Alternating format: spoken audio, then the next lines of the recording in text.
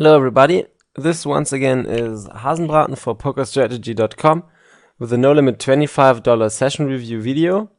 And for those of you who have seen it in the last video of mine, actually somebody asked me if I could do some NL25 shorthanded introductional video, and actually I decided to do it, and here it is.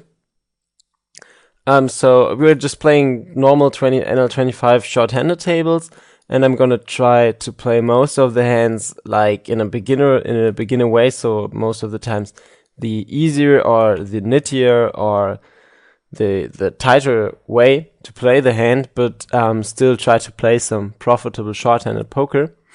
And we have the first example hand here. For this upper left, pocket sevens in the big blind against the button first in raise. On him, the note basically just says that he once cold called a 3-bet of mine with a mediocre pocket pair and then called me down post flop, and that's been it. So it doesn't mean too much. And since we don't have stats running, that's basically everything we know. Not too much for preflop. So the question is, what are we going to do here? If we call, we get like 30, almost a little bit more than 30 to 1 implied odds. So it would be possible to call here for implied odds, even shorthanded, I think. Even though many people do raise a lot from the button first in, I still think it is possible to call here just for set value. But the better way to play here, in my opinion, is defending aggressively most of the times, because you can take down the pot pre-flop very often.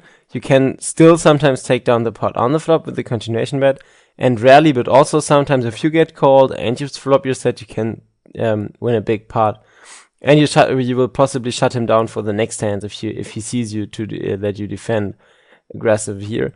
And for around about 100 big blinds effective, if you decide to 3-bet out of position, in my opinion, you should normally 3-bet to 3.5 the original raise. If there's no cold call, or if there's a cold call, you should 3-bet to 4 times the amount or even more to kind of destroy his implied odds, because now he can't call at all for implied odds. He's getting 11 to 1, and that's totally not enough to call here for implieds, for set value. Yeah, so he will probably either have to fold a lot or make a bad call pre-flop. Yeah, and he folds, which is obviously one of the best results we can get here. And let's see what else the session brings us.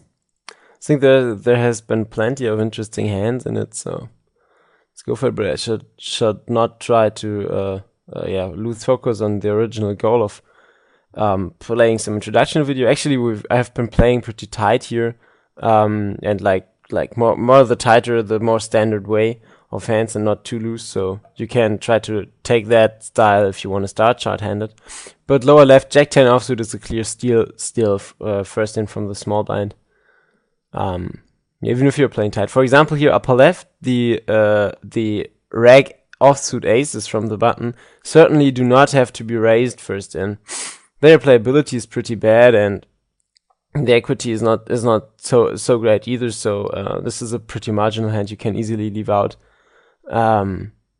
for playing. And lower right, the small blind min raised first in. We have queen jack offsuit, so we decide just to call, see a flop. We're not folding here, getting such great odds and 1 to 100 implieds in position. But re-raising pre-flop is a little bit too much for the start as well, so we just call.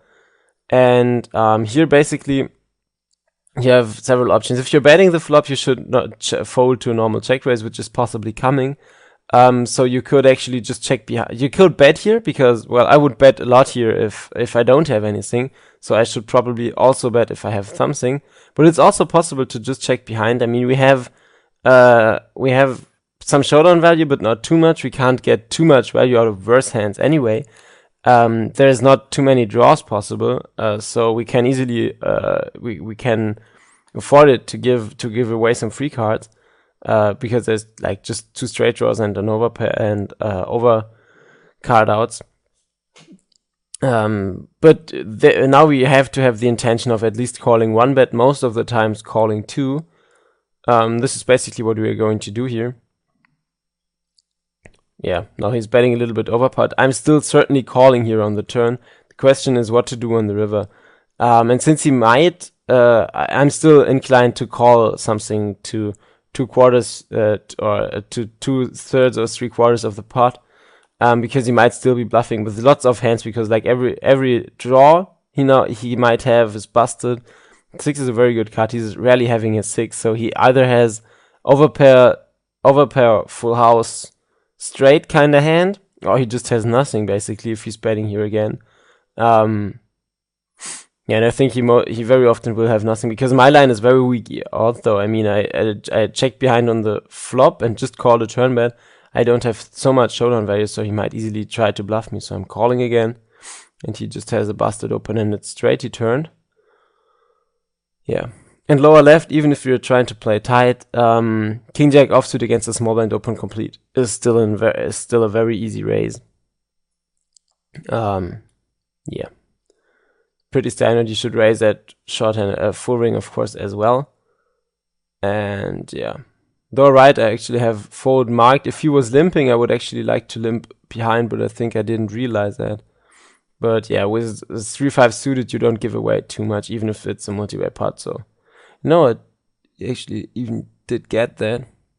But if there's just 2 players in the pot, I would actually like to just fold it.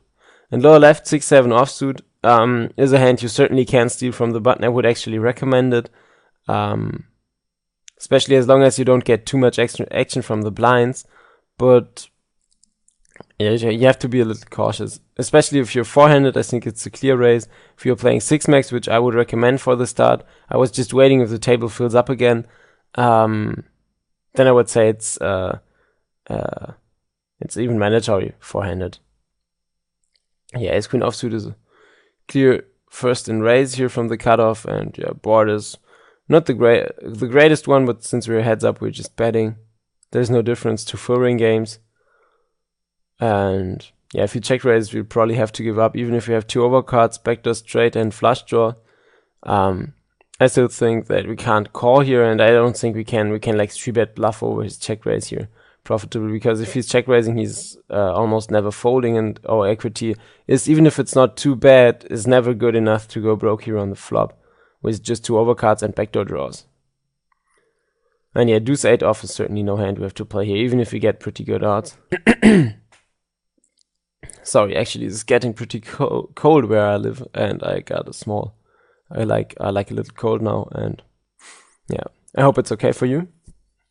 And upper left, ace queen offsuit is certainly a hand you should raise first in from all positions. Yeah, probably I should say something to open raising standards. In my opinion, I am raising, and I do recommend raising ace jack plus and ace jack plus, king queen, and pocket pairs from UTG. I think this is good for a start. Later on, you can mix several other hands into that, but for a start, it's okay to raise that. From MP, you can probably add ace 10, maybe king jack to your raisings. First of all, later, of course, you can raise more. From the cutoff, then, I would actually recommend raising every suited ace, every pocket pair, broadways, like all broadways. And if you want, you can raise some more suited connectors, depending on your style. For the first start, I don't think it's necessary. And from the button, then you should raise every suited connector. In my opinion, also every offsuit connector. It's also okay, like down to 5-6 or 4-5. Every suited ace, and yeah, kings and queens. You have to see. It depends a little on the blinds. You can probably raise down to king 9 offsuit and queen 9 offsuit for a start, and then see what happens. You can also raise bigger suited and offsuit 1-gabbers, of course. From the small blind, you should, in my opinion, raise first, and maybe depends on the big blind. First, I would start with the same open raising standards like I had them from the button, and then differ if he's defending aggressively, passively, or not at all. But first of all, I would more or less raise the same range I'm raising from the button. And this here upper left is a board we don't have to continuation bet against 2 opponents. I think we have absolutely nothing, and yeah, 2 opponents who might very often have hit. Pocket pairs won't fold here very often, like deuces and threes will fold, fours, fives, sixes, sevens, eights, nines. Nothing else will fold, so I'm not betting against two opponents. Against one guy I would still bet, but against two, I think it doesn't make sense, so I'm just check folding here. And lower left, pocket nines, after a button open limper, I think this is a clear raise. You don't have to raise all pocket pairs out of position against every limper from every position, but pocket nines are obviously a pretty strong pocket pair, and the button open limper is obviously pretty weak. So I would raise him here, and here you can certainly add one big blind for being out of position, because it just makes the hand a little easier to play if you do it. Okay. So now actually we have gotten some stats. I'm now running a new database because my old broke actually, so I basically have nothing. No reads at all, but yeah, so we just have 25 hands on two people. And upper left, the A7 offsuit, you flop a top pair, no kicker here. Three-handed and small blind is leading out. This is a hand.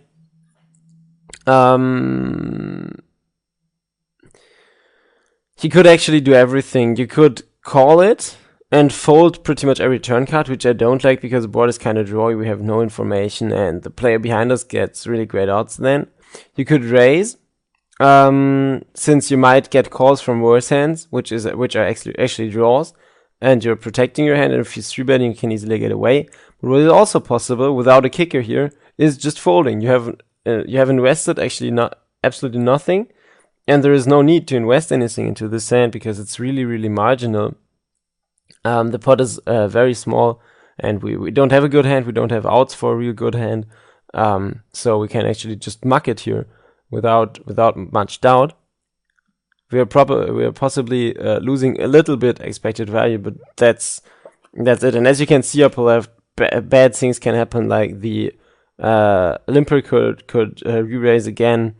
Things like that, and even though we would have made trips here on the turn, it's actually pretty unlikely that we still have had the best hand on the turn. Yeah, and since the ace is a blank, basically, for somebody possibly sucking us out, yeah, it was a good decision to fold on the flop. Of course, we shouldn't be results oriented, but this is just a good example why we can easily fold this hand on the flop without making a big mistake. Yeah, Jack-10 suited from middle position is a hand you could open raise, but for a start you certainly don't have to. You can just fold it, and yeah, be sure that you're not making any mistake.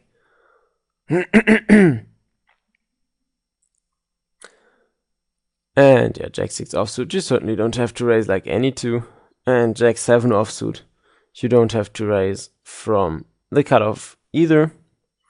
Not necessary at all. And yeah, of course, we also have to take a look like at the tables and at our opinions, at our opponents, like who's good, who's bad, who's aggressive, who's passive. If you don't have reads, as I don't at the moment, this is all information you can get. And since it's a very good and very useful information, you should try to get those. So far, I think I haven't seen enough of the tables to say something, or I don't remember. We've seen him play pretty strange. We have seen that hand actually, and yeah, you can see the greatness of party poker low stakes tables, even if it's a very small sample size. I mean, 48, 14, even over 30 hands is pretty strange stats. At least he's aggressive. Here lower left, actually, 10-5 offsuit against the small blind open complete. You don't have to raise, especially not against his stack. It's no mistake to just check it and see a flop, and yeah, hopefully see this flop every time. And we're just betting, of course. We would be betting every flop, but yeah, here we even have top 2 pair. If you would have check raised, I just would have 3-bet actually. Since I see him being more inclined to commit himself on the flop than on the turn or river with a worse made hand. Yeah. And he might also commit himself with a draw that might get there on the turn, and we of course don't want that to happen.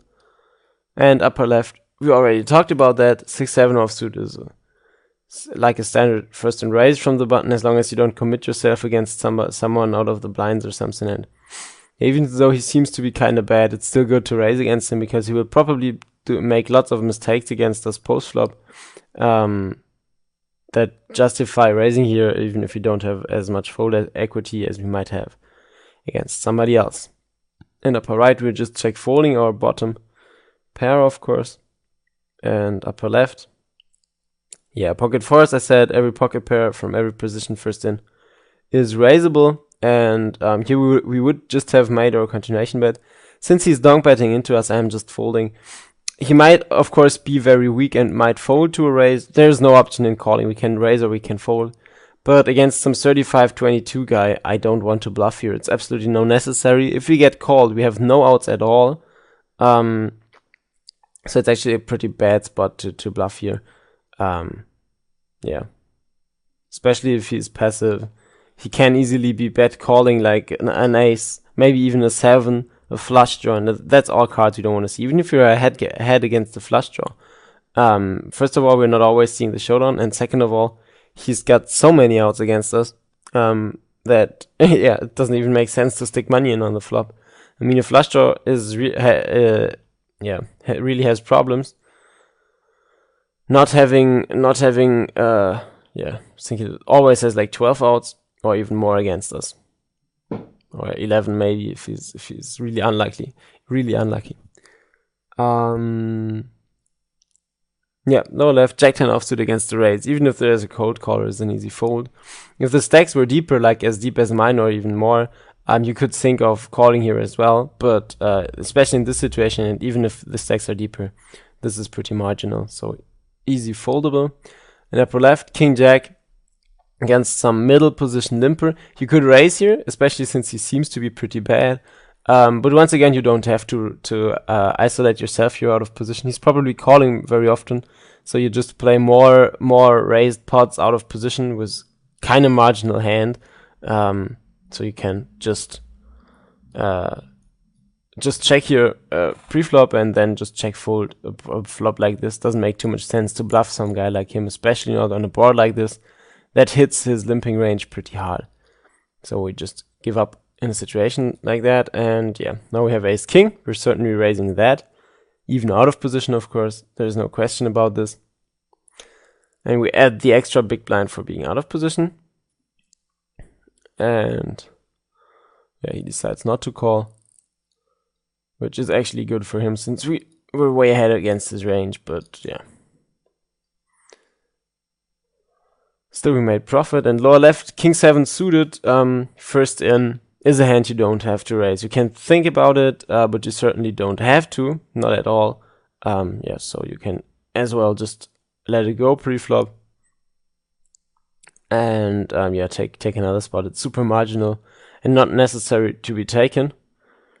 First goal, of course, would be if you're switching from full ring or something. Yeah, upper left, this is standard again. I would just continuation bet if he checks, and if he is donking, I am just folding. It's the second time somebody donks into me on that table. It's a different player, and once again, we don't have many outs, and I doubt we're getting anything to fold but a bluff, and it's not necessary to jump on that. Where was I?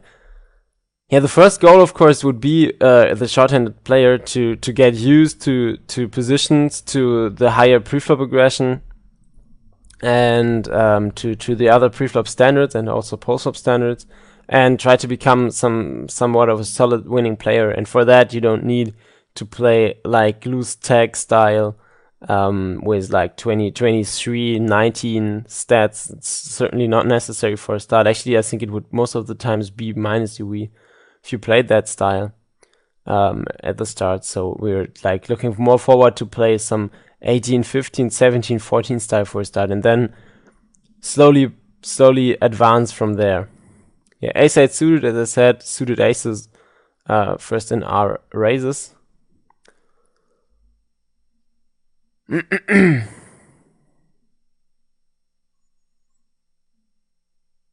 Yeah, and then you have to wait for the action of your opponent. Yeah, with flop top 2 pair.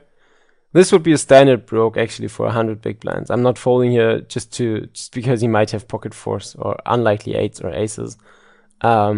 So we would look forward to go broke here, but first of all, if he's checking, we were betting since the board is really, really dry. We don't even have to make a big continuation bet. I would bet my whole range around about this amount. So I'm betting my top 2 pair the same amount, and he's just folding. And I rewind a little bit. Here lower left, we have pocket kings. Button first in raises 3 big blind, small blind cold calls, so we are certainly 3-betting. The question is how big.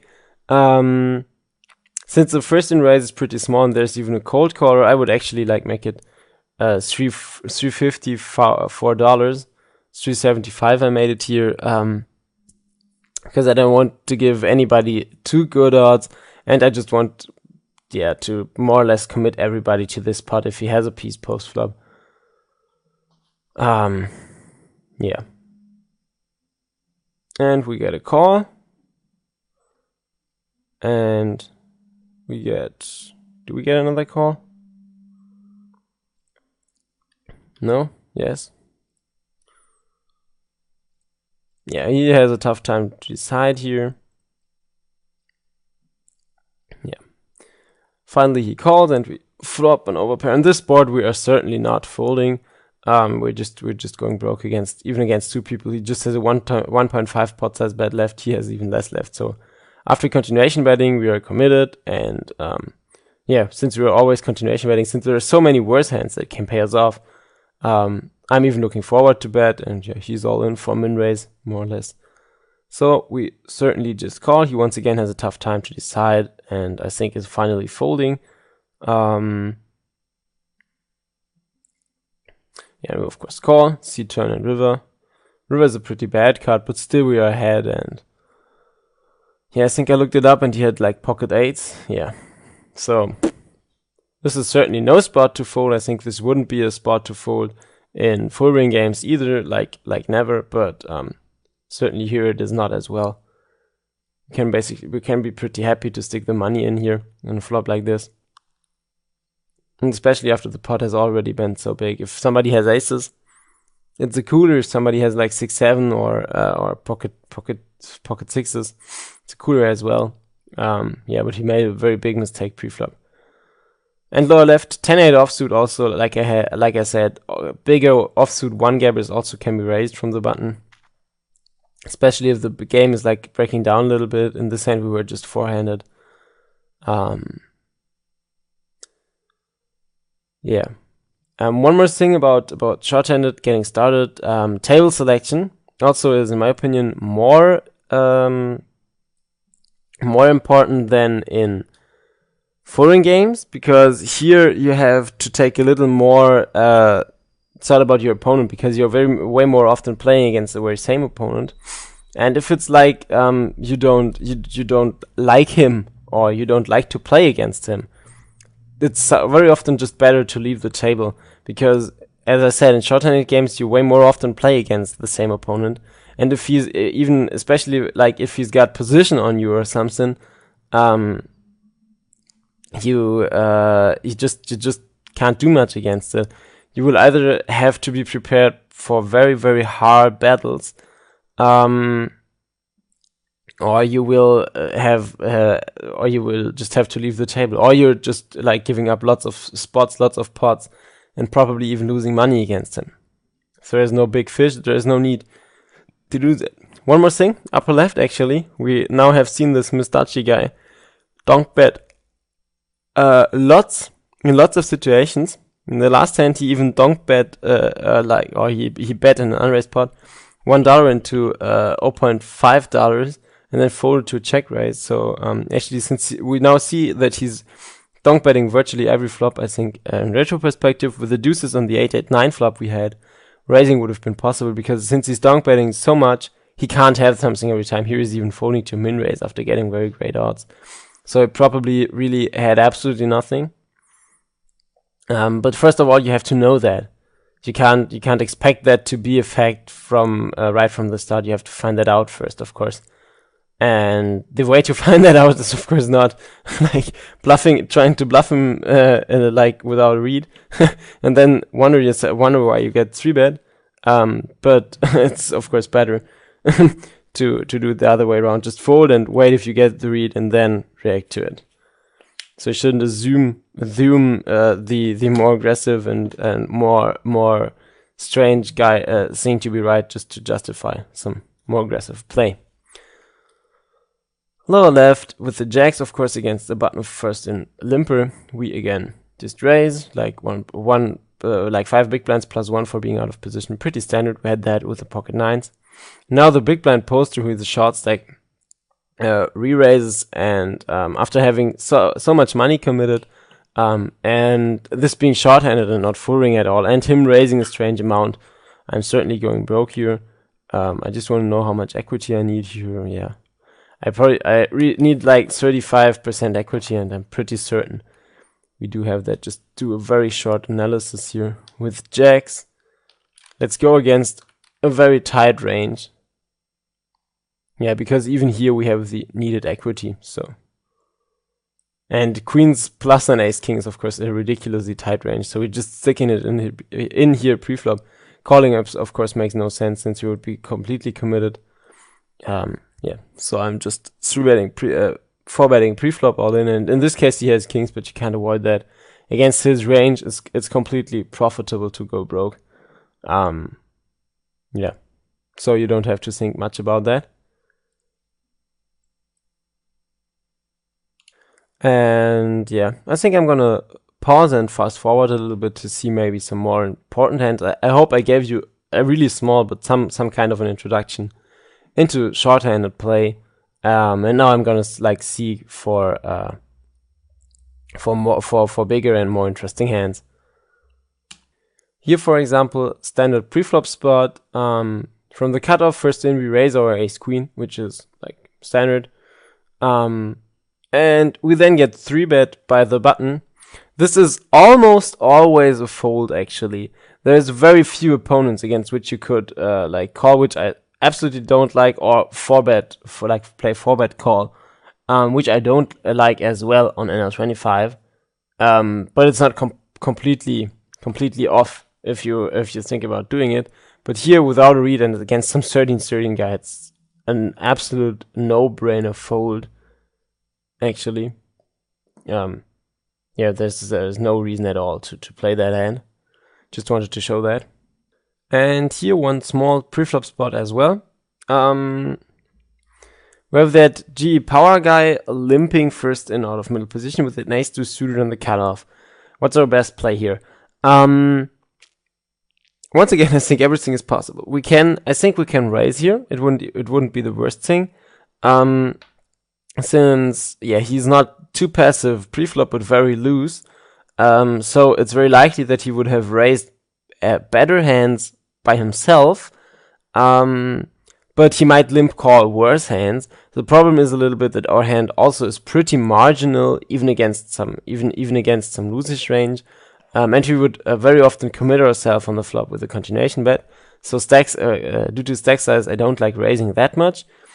Folding I don't like too much as well, because he seems to be bad, and I like to play speculative hands against in multi-way pots. And if he's limping, and we are limping here also, it gets less likely that the button will raise. If you're limping first in short-handed, very often the button or cutoff or maybe even the blinds will raise you because your limp is very weak, and they can take down the pot either pre-flop or post-flop very often. But here you would have to raise against two opponents and against the loose bad limper guy. And now it gets less likely that we get isolated because somebody will need a hand to do that. So it's possible to limp here, to hope to see a 3, 4, 5-way flop unraised, and if you get raised afterwards, you can just fold. And here we flop or nut flush draw. Normally, I would play this one passive in position if somebody's betting, because raising doesn't make too much sense. If we get 3-bet, we will just have to fold. And very often, especially on this limit, we have lots of implies against a lone 1 pair or something. If we just call here, so it's okay to just call as well. But since everybody's checking, I am betting here. We just have ace high, which is very unlikely to be the best hand, but very often the 6 or 7 is check folding here. And even against the king, we have 12 outs, so it's not too bad. That way around as well. And if somebody has the worst draw, we of course want to bloaten up the pot. Getting check raised in an unraised pot is pretty unlikely, so I am betting here. Yeah, and like everybody folds here, I can tell you, because I have another interesting hand. Upper left, the deuces in this spot are, in my opinion, a very standard set value cold call. There's no need in squeezing. Him cold calling, he would actually be a good target for a squeeze. So squeezing here, like 3-betting, like more or less for a bluff. But he certainly isn't. 38, 21, I think he can very easily flat call my 3-bet or 4-bet with lots of hands against it, so it doesn't make sense to bluff him. But I have very great implied odds against those 200 big blinds, and against him I think I have even very good implieds because he seems to be bad. Small blind is like very tight, aggressive. I doubt we have much implieds against him, but he's very unlikely to squeeze as well. And the big blind is bad as well. I want him in the pot too, so calling here is clearly better than 3-betting. Yeah, just hope to see a deuce in the flop. Since we don't, we're just folding on a board like this. We would certainly fast play our set, but yeah, we don't have it, so we are certainly just giving it up and see what else we got. Once more or less a preflop hand. Here ace-8 suited on the button against some limper for a little bit more than 100 big blinds. I actually do like a lot raising here, since like isolating gives us the opportunity to take down the pot either preflop or postflop very often. Our hand has a good playability in position, even in raised pots. And this is actually why I do think that raising in this case is way better than limping. The difference to the last hand is, first of all, our hand is a little stronger.